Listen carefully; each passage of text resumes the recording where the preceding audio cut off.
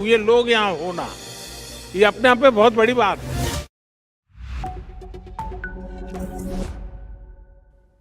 Hello and welcome. I'm Thomas Porteous and you are watching NewsX World.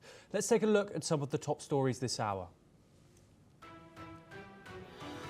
The Israeli military says that Palestinians in Gaza City should leave for the south of the enclave to a so-called humanitarian city. The IDF warns that the military is intensifying operations throughout the highly populated area. US President Donald Trump says India and the United States share a special relationship despite tensions over tariffs and Russian oil purchases. Trump insists there is nothing to worry about, calling such disputes only moments on occasion. Lebanon's cabinet approves an army plan to establish a state monopoly on arms and begin disarming Hezbollah, though no timeline is set and capabilities are limited. Hezbollah official Mahmoud Kamati calls the move an opportunity to return to wisdom and avoid slipping into the unknown. A new report from Canada's Finance Department formally acknowledges that Khalistani extremist groups are operating in the country with financial support. The report classifies them as terrorist organisations that promote violence to pursue political goals and self-determination. Thousands of mourners gather in Milan to honour Italian fashion icon Giorgio Armani, who dies at 91. As his coffin is placed on public view. Crowds file past the casket at the Teatro Armani ahead of a private funeral set for Monday.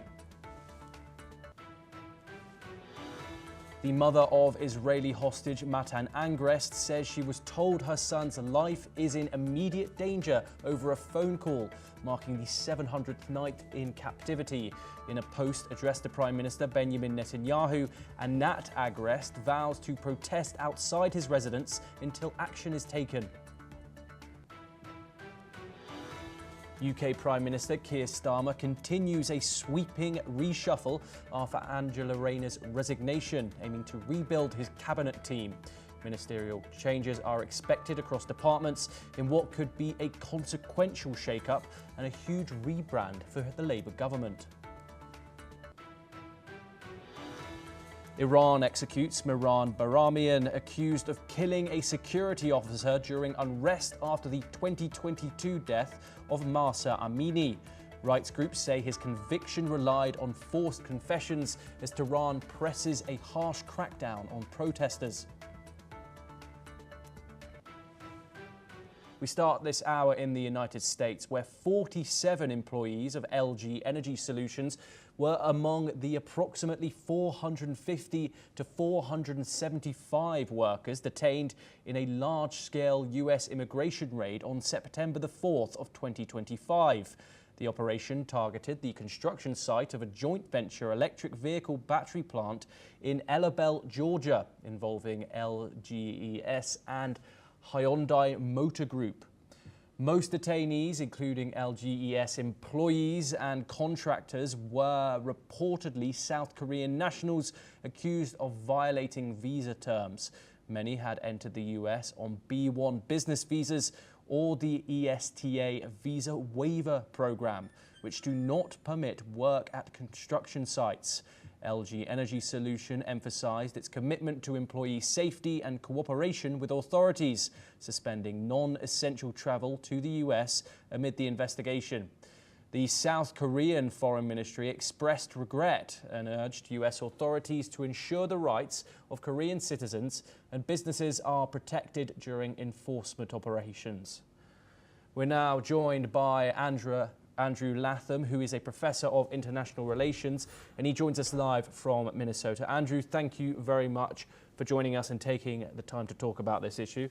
Andrew, what does this large-scale raid say about the Trump administration's current stance on immigration enforcement in relation to foreign corporations? Well, it says that there's a real tension here between, on the one hand, the desire, the impulse to onshore the production manufacture of certain cutting-edge high-tech industries, such as electric vehicles and the batteries that power those vehicles. That's the one impulse. On the other impulse, there's a really powerful drive to enforce visa and border control. And so these two impulses have run into each other, generating this kind of friction at this particular site. It's interesting that it is involving the nationals of a country, South Korea, that has not really been in the crosshairs of the Trump administration for a variety of geopolitical and other reasons.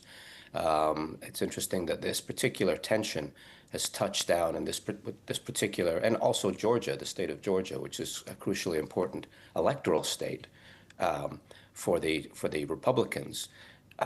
And this particular project is hugely important in terms of the development plans of the state of Georgia. So there's a number of different moving parts, all of which seem to have collided at one point this morning. And it remains to be seen how, if at all, the Trump administration can navigate this. Yes, and Andrew, the South Korean Foreign Ministry has expressed regret and has said to the US to ensure the rights of its citizens are upheld. Are the South Koreans warranted in worrying about the rights of their citizens in this case? Well, they are and they aren't. It doesn't surprise me that a high-level task force has been created in Seoul to make sure, to hold the Trump administration's feet to the fire, as it were. That doesn't surprise me.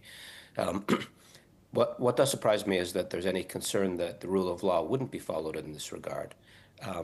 There are, as there are always in legal cases, and these are likely to become legal cases very quickly, there's some gray zone.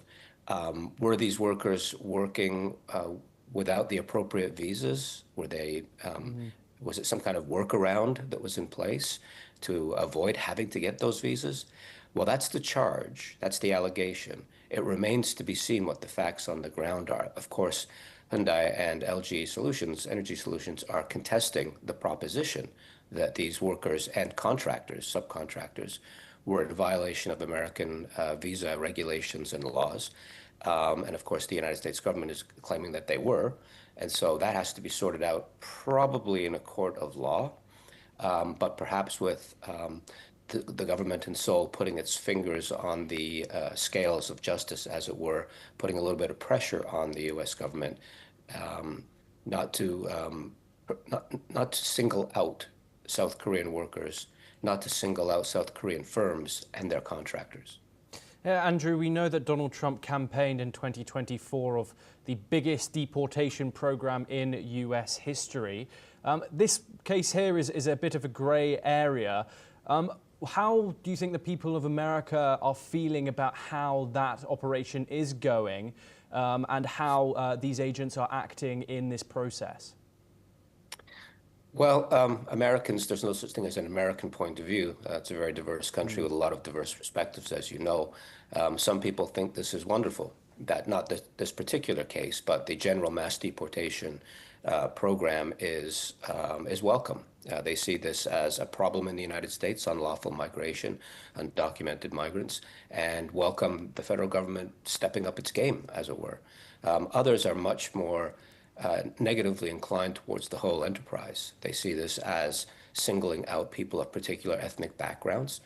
So there's a racist and racial component to it. They see it as, you can't find Americans to do these jobs. Of course, we have to bring people in from overseas or across the border, at least, to do the jobs that Americans can't or won't do anymore. So there are real political differences in this country, not only between the Democratic Party and the Republican Party, but even within the Republican Party, there are differences. Andrew Latham, thank you very much for taking the time. Pleasure to talk to you on that issue. For our next story, we move over to West Asia, where the Israeli army has issued an evacuation order ahead of a planned strike on a high-rise building in southwest Gaza City. This comes a day after destroying a tower it claimed was being used by Hamas. The evacuation warning given by the Israeli army, spokesperson Aravi Ardia, targeted residents of Al-Roya Tower and nearby areas, including tents. The army has stated that it would soon strike the structure due to the presence of Hamas terrorist infrastructure, either inside or nearby. Reportedly, for safety reasons, residents were instructed to evacuate immediately heading southward to a designated humanitarian zone in Al-Mawasi, Khan Yunis. At the same time, Palestinians in Gaza mourn the loss of those killed in an airstrike in the western area of Martyrs Square in Al-Shati refugee camp, located west of Gaza City. The mourning follows ongoing military actions as the Israeli army continues its offensive to capture Gaza City's largest urban centre, with the military advising residents to seek refuge in the southern, quote, humanitarian zone. Let's take a listen in to what some of the Palestinian residents had to say. احنا في الشارع يعني ما تمكناش حتى نخلق اشيائنا وادواتنا المنزليه او اشيائنا اللي بالاستعمال الشخصي، لم نتمكن من اخلاء اي شيء من مكان ما كنا موجودين. وصلنا في الشارع وفي العراء بلا ادنى مقومات حتى ادوات. أهلينا وزادت على الابراج والعمارات العاليه اليوم بشكل ملحوظ كبير جدا، يعني فيش من نص ساعه استهدفوا برج مشتهر مقابل مجمع انصار ومن الابراج العاليه، وحوالينا كذا ابراج عاليه مهددين برضو اليوم بالقصف وبالهذا بالاستهدافات الان تتم على الابراج العاليه وعلى اماكن بدون تحذير طبعا، بدون تحذير تم استهدافهم بدون اي تحذير ولا اتصال ولا شيء، تم اللي هو مباغتتهم في الشقه بطيران انتحاري. We are now joined by Ali Mohammed Abushbak. He is an independent Palestinian researcher and he joins us live from Cairo in Egypt. Ali, as always, pleasure to talk to you on this issue. The most significant news coming out of today, the mass evacuation order that has been issued to the people of Gaza City, with the Israeli army urging the population to move south to what it calls a humanitarian city. What are your thoughts on this? Is that title correct? Thank you, Thomas, for having me. The thing is, since yesterday, Israel adopted a new strategy and followed it to targeting a high-rise tower in Gaza City. And this strategy, it used it during the 2021 war, that fought 11 days of war. That's called 11 days of war. The thing is, that's kind of strategy. It's exacerbated the situation and escalated the violence and escalated the humanitarian situation in Gaza. Today, we are surprised by the Israeli decision to force evacuation for the civilians in Gaza City toward Mawasi Khan Yunis. And if you remember, Thomas, Mawasi Khan Yunis is one of the dangerous areas. Continuously, Israel bombed and targeting the tent of the civilians and the shelterless civilians at that area. And we have reported in your platform several times that Israel targeting the tent of the civilians. So I don't know the claim of the Israelis that Mawasi Khan Yunis as a humanitarian zone and should be the civilians from Gaza City departure to that area or to move to that area. This claim it's totally as a lie and as one of the Israeli propaganda to evacuate the civilians to other danger areas. As you know, Thomas, there is no safe place in Gaza. Israel targeting from north to south, from also east to west area. Yesterday, it was one of the heaviest night for the civilians. Israel targeting a Sheikh Ridwan neighborhood, a Shati neighborhood. Also that from Al-Zaytun, as well as the downtown from Gaza City, like we have seen that Mushtaha Tower that Israel targeted yesterday, and today now a Susi Tower, Israel completely Israeli airstrike completely destroy that tower. So the situation now, the civilians have no shelter, as well as it's worth mentioning that, Thomas, there is no fuel for the civilians to move from north to south. So they have to take it on their feet and on their foot. So that's creating the situation more miserable. Yes. And you can't imagine how the humanitarian situation on the ground. It's terrible and behind the imagination. Yeah, Thomas. Yes, Ali, do stay with us. We have further updates from the crisis. Israel's Ministry of Defense Unit, coordination of government activities in the territories, has revealed a letter where Hamas supposedly ordered civil employees from evacuating northern Gaza. The Israeli Authority has posted a copy of the letter on X and has said in an official directive the Hamas government ordered its employees not to leave northern Gaza for southern Gaza. The message threatens punitive measures against employees who attempt to leave the north. The Post has also explained that this was another example of Hamas exploiting citizens as human shields, prioritizing its goals over the lives and safety of Gaza's residents. This comes as the Israeli army has called on Gazans to evacuate Gaza City before expanding its ground offensive in the city. Meanwhile, US President Donald Trump has said that Washington is in very deep negotiations with Hamas and has urged them to release all hostages held in Gaza. Ali, a lot to unpack there. First of all, let's start with the information coming from Israel saying that despite these orders from the Israeli army to evacuate Gaza City, Hamas has said stay put to its, quote, employees. What are your thoughts on this statement, and of course how possibly we can know how Gazans are navigating the information on the ground in Gaza City, which is under a severe amount of fire right now?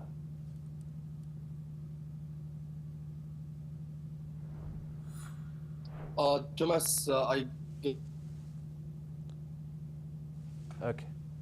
Okay, we have... I can confirm you. This is one of the Israeli propaganda.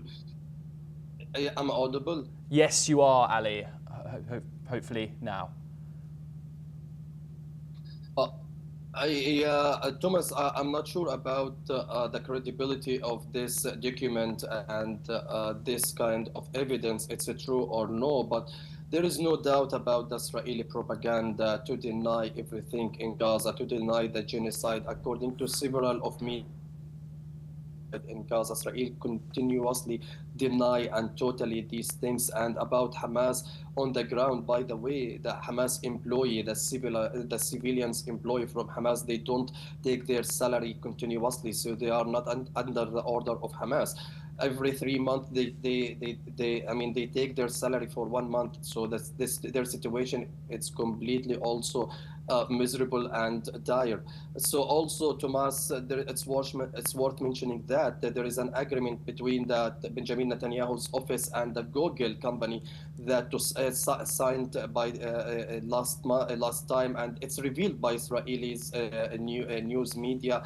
Revealed that around $45 million, this kind of agreement to counter the Hamas narrative or Palestinian narrative about the malnutrition and about the starvation in Gaza. So there is now, it's the war between, it's not only on the ground, the war, it's with also the narrative on social media, on media, after the Israel lost its credibility and lost its supporter among the international community, and that all the board and wild war, they are start adopting the Palestinian narrative and the Palestinian story on the ground as a credible evidence about what is happening on the ground. With regard Donald Trump and his carrying out a serious negotiation with Hamas. This is a cliché, I guess, news. Since he came to the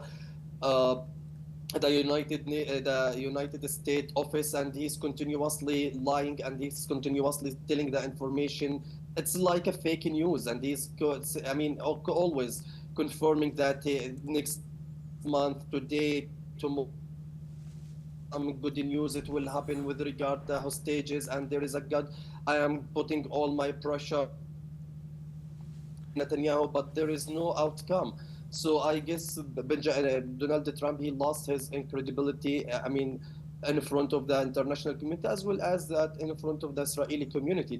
Yesterday night, it was a massive protest near the Israeli education minister to pressurize him to accept the deal with Hamas, which last month that the mediator, Egypt and Qatar, put this proposal, and they are waiting for the Israelis' acceptance with regard this proposal. And up to now, the Israel didn't give any kind of reaction or any kind of answer with regard this proposal. So the situation is completely complex, and now the war not only on the ground, the war among the narrative, who's I mean, one in the narrative, who's will accept. I mean, the international community will accept his narrative, and now Israel rely this.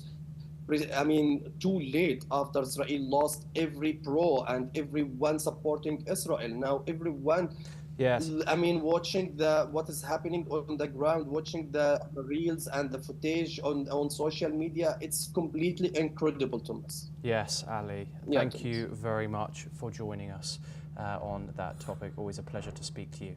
We now move over to Southeast Asia, where Thailand's newly elected Prime Minister, Onotin Charnvirakul, has pledged to turn the country back into the land of smiles after breezing through a parliamentary vote to become the country's new leader and third Prime Minister in 2 years. Onutin thanked parliamentary members who voted in Friday's session, as well as all the Thai people. While speaking about the previous government run by former Prime Minister Thaksin Shinawatra, he stated that the law would be strictly enforced and there would be no seeking of revenge under his government.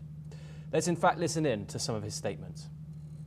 ทำให้ประชาชนทุกคนมีเสียงหัวเราะแล้วก็นำคำว่า Land of Smile นะครับสยามเมืองยิ้มกลับมาสู่ประเทศของเราภายใต้การทำงานเวลาสั้นๆของผมนะครับและไม่ต้องถามนะว่าจะมียืดหรือเปล่าอะไรหรือเปล่าผมทำตามข้อตกลงทุกประการ Meanwhile, he has also announced that Siasak Punketekau will become the new foreign minister, while former finance official Nkiti Ninthaprap is set to become the finance minister. With Thailand's stuttering economy facing serious headwinds, tensions with neighbouring Cambodia on a knife edge, the ability to handle turbulence could prove useful in Onutin's new job. We're now joined by Major General G.G. Davidi, and he is a global strategic expert, and he joins us live from New Delhi. Major General, thank you very much for joining us here on the programme. The third Thai Prime Minister, Major General, in 2 years. What does that say about the country's political stability? Well, I think it speaks for itself, because when you have two Prime Ministers in, three Prime Ministers in a matter of 2 years, it obviously foresees and also forecast that there is a certain amount of political instability in the country. And that's not good for a nation which is very progressive. In fact, Thailand has progressed very well, and they are well known for their vibrant economy, tourism, and I think a stable government is must for any country to make progress, and more so when they had tension with Cambodia on the borders, and that was a double whammy. You have a political stability inside the country, and then your borders are also they are full of tension, and you have some kind of skirmish going on. So I think that I hope that the new Prime Minister Antun does last longer and bring in stability in his country, and he has promised that he will bring the stability back. He will ensure that Thailand remains a country of smiles. So I think that we hope that there is now phase of stability, and the past is behind, and people of Thailand and also we as well-wishers of the country wish that there is a stable government in place now with the new Prime Minister coming in. Thomas. Yes, and Major General Davidi, we've spoken briefly about the problems that Thailand is facing, a stuttering economy, and of course those tensions with Cambodia remain at the forefront. How do we think that the new Prime Minister is going to be able to navigate those issues? Well, absolutely, because when you have to navigate the issues which are turbulent, first and foremost, I think that he will create a political climate inside the country and carry both the opposition and the government together, so that they have a consensus as to how to deal with the external issues. And as we are aware that Thailand economy is highly based on tourism, this skirmish or tension on the border with Cambodia, it did impact the tourism per se, because no tourist would like to go to a place which has instability or where the security is suspect. So I think that a new Prime Minister will move on two tracks. First and foremost, ensure that there is a consensus, stability, and he is able to carry the opposition along with him. After all, he has been nominated by the coalition, so therefore he has to take all the members together, and at the same time negotiate with Cambodia that this tension must now cease and the border should become normal so that the Thai's economy can be back on track, and also largely the region also must see stability, because after all unstable neighbors have an impact on larger ASEAN architecture. So I think that he will navigate on two tracks and ensure that there is internal stability, stability on the borders, and also stability and a certain amount of peace in the region per se. Yes, Major General Gigi Davidi, thank you very much for taking the time and joining us here to discuss that topic. We now move on. We stay in the Indo-Pacific, where Afghanistan is reeling from a devastating earthquake that struck just earlier this week. China has provided emergency relief aid to the country. According to the China International Development Corporation Agency, Beijing has provided Afghanistan with about $7 million in emergency humanitarian aid for earthquake relief. The agency spokesperson has informed that at the request of the Afghan government, China will also provide tents, blankets and food. Meanwhile, rescue operations in Afghanistan are underway amid reports that many people are still trapped beneath the rubble. The earthquake has had a magnitude of 6 and it killed over 2,200 people and injured thousands more. Well, that is all that we have time for, but we will continue to bring you more news updates from around the world.